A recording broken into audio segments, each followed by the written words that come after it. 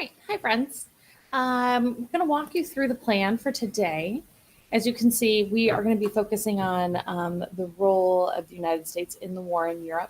And the way that I like to teach the actual war itself, like the battles, etc., is really to focus on theater by theater. And by theater, I mean like location of where the war is being fought. So, just for intents and purposes, and largely because the war in Europe wraps up first before the war against Japan, I prefer to start with the war in Europe. So that's what we're going to do today. You'll notice that we have a writing reflection that is posted in Google Classroom for you to work on at the end of class today.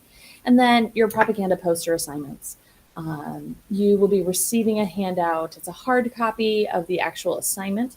The support materials are posted in Google Classroom. There you will see a slide deck that works through the strategies of propaganda and the different forms of propaganda that are utilized. And then you'll see a document that has a variety of propaganda posters from World War II. So I'd like you to, of course, read through the slide deck first, and which you'll need to do the assignment, and then actually take that assignment and work with the propaganda posters that have been provided for you. This assignment is due on Friday. Please don't hesitate to let me know if you have questions. You will see me in class tomorrow.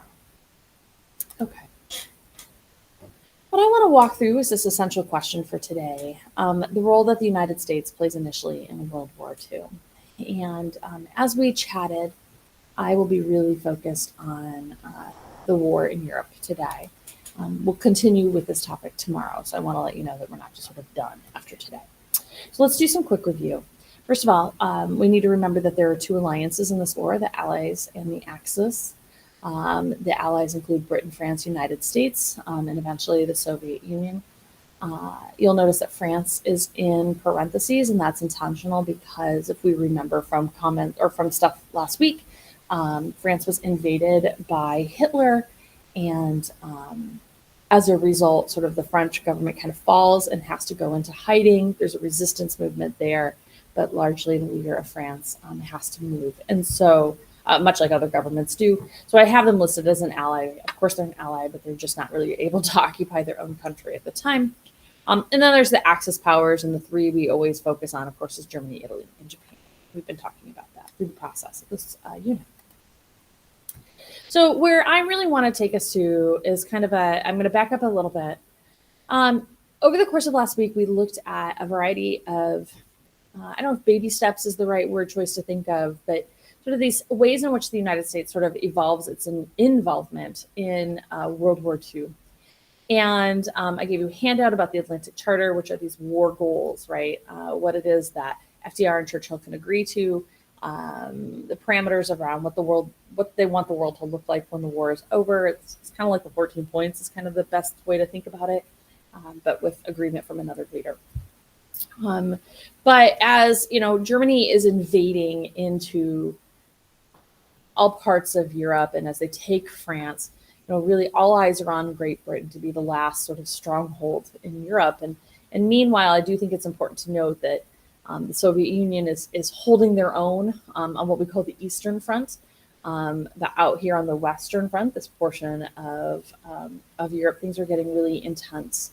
And throughout 1940 and 1941, Germany is intensely bombing Great Britain. In fact, they call it the Blitz or the Siege of London. Something like 70 straight days, of bombing in the city of London done by Germany. And there's real, very legitimate concern that Germany is going to try to invade Great Britain. And so the United States, as we know, after Pearl Harbor, declares war on Japan. Germany and Italy declare war on us. We declare war back on them. And, at that point in time, the United States is in the war. So we have to realize and kind of put this on a timeline in our head. But by the end of December of 1941, the United States is engaged in the war. So that will help us understand how we get to spring 1942. Of course, the United States has to mobilize, and we're able to do that relatively quickly because the Selective Service Act had already been passed in 1940, which has the kind of initial draft of soldiers, right? It's just now they can activate that draft. So I really want to pay attention here to the Battle of the Atlantic. So this is spring 1942. This is really kind of for the war in Europe, this is sort of the US's first level of engagement. And there's a couple things I want to draw some attention to. You'll notice that the red dots are ships that are Allied ships that were sunk. And of course, they're presumably sunk by the Axis powers. Any swastika that you see posted is a sunken German ship. So, as you look at my note here, as you examine the map to the left, what are your observations? And then I really want you to focus on what challenges does this present for the United States military as they mobilize to join in the war in Europe. And I really want you to think about like transportation alone.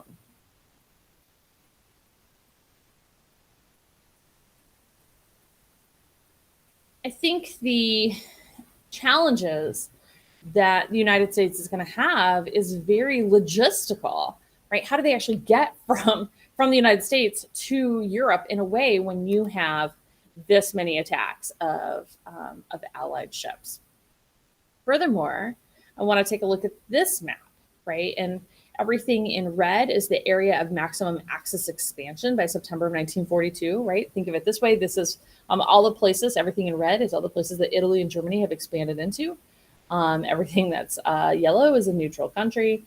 And everything that's green is kind of holding its own as best it can, either by the fact that it's fighting against Germany or that it is kind of on its own doing its own thing, if that makes sense. And you'll see that with like Iran and Iraq, etc. You'll notice that Spain, I'm going to just draw this note here, that Spain is green. I think that this is really interesting that the map maker chose to do that. We know that Germany was utilizing Spain. We've talked about that before, that they were using them in this pre-war stuff. Spain is officially in a civil war, so sometimes we see Spain identified as neutral. I think that's a bit of a challenge in many ways, but it just depends on the nature of the map makers, so how they want to deal with Spain when it comes to combat in World War II. So I want you to take a look at the map. What are your observations? And then again, what challenges does this present for the United States military as they mobilize to join in on the war in Europe? And for both of these questions on this page and the previous one, I really would like you to actually jot down the question, like to put it into your notes and to write down your answers. I think that that's going to highlight some big issues that are coming up. So what I want to do is have us look here at the U.S. strategy for the war in Europe. And I think that this graphic that I made does a nice job of explaining these four components to the strategy. The first component is to access Europe. Obviously, if we want to fight in the war in Europe, we have to be able to get there.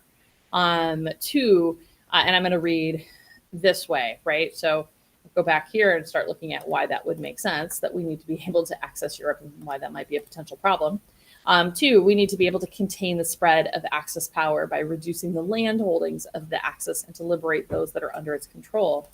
Again, note how much land it is that Germany and Italy control.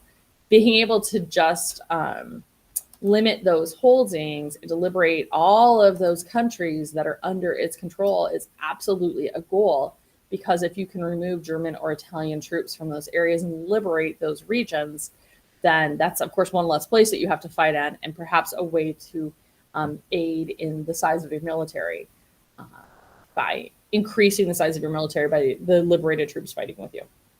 Three, the U.S. has this goal of destroying the Axis abilities to sustain war, right? This means destroying their war manufacturing, getting rid of their ability to make new weapons, and that's going to come in the side of removing and attacking factories where these goods are being produced.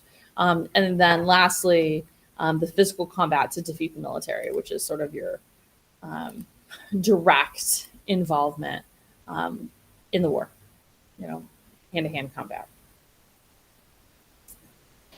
So how do we get to this point? How-to is, how to access Europe. Well, I think it's really important that you know that Great Britain is in dire need of help. And there's this scene here in the war. I will talk a little bit about the Battle of Britain. I want to show that to you in class on Wednesday and really dig in on that. I think it's an important battle to address. I think we know that the United States needs to help the allies, but it struggles even to get to Europe. And as you've seen in my previous map, why is that? Well, it's because German Navy and Air Force air warfare is completely strong. It's very solid. And again, you can go back and take a look at my graphic here. You can see how effective Germany seems to be. And the Axis have complete control of the land. So what are the solutions? Like, how do we realize that goal? By realizing that goal, the United States and Great Britain worked to refine sonar, which find anybody in the class who fishes, and if any of them have a fish finder, they can tell you what sonar is, right? Sound waves are bouncing off of things. It determines and helps you better understand where something is. And in addition, let me back up. That's going to be really helpful for finding submarines, right? For radar, Great Britain and the United States also co-create radar, which allows the ability to sort of identify where planes are in the sky. And between sonar and radar, this is going to allow the United States to be able to get to Great Britain because they can figure out where the ships are and where the planes are. It's a game changer for the United States. Again, focusing that the U.S. can actually get troops into Great Britain, which helps them access Europe. Secondly, where the United States is able to send troops into Northern Africa. If we go back and look at this map, we're talking about this area here in red. The U.S. targets this area as a way to access Europe. And sometimes this area here, this sort of southern region of the Mediterranean Sea coast, this is known as the soft underbelly of Europe. It was believed that this was an easier target to access Europe, and by accessing through the North Sea. And so in order to do that, the United States feels it's important to be able to launch attacks out of Northern Africa. And they felt like that was much more reasonable as a strategy than just a full-scale invasion from another location. Great Britain had already been fighting there, and so the United States is just aiding in that work. That's known as Operation Torch. And then, of course, you can see my notes here that it really allows the United States to launch attacks into southern Italy, which they're able to do starting in 1943. Right, and this map kind of highlights that for you. George Patton, really well-known general in the war, he's launching attacks from here. You have the UK attacks coming in, and this is going to allow, if they can battle it out here, it's going to allow eventually the ability for the United States to move into Italy, up through Sicily and up through, the boot.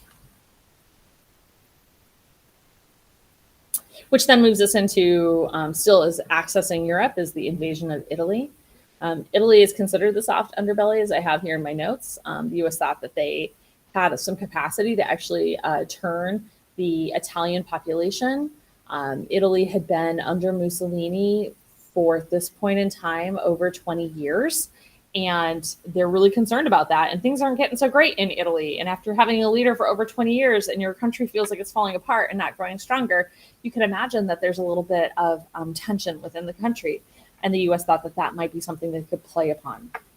The goal was that if they could launch these attacks from Northern Africa, they could move in and up, moving up north into Italy, town by town, by liberating over time.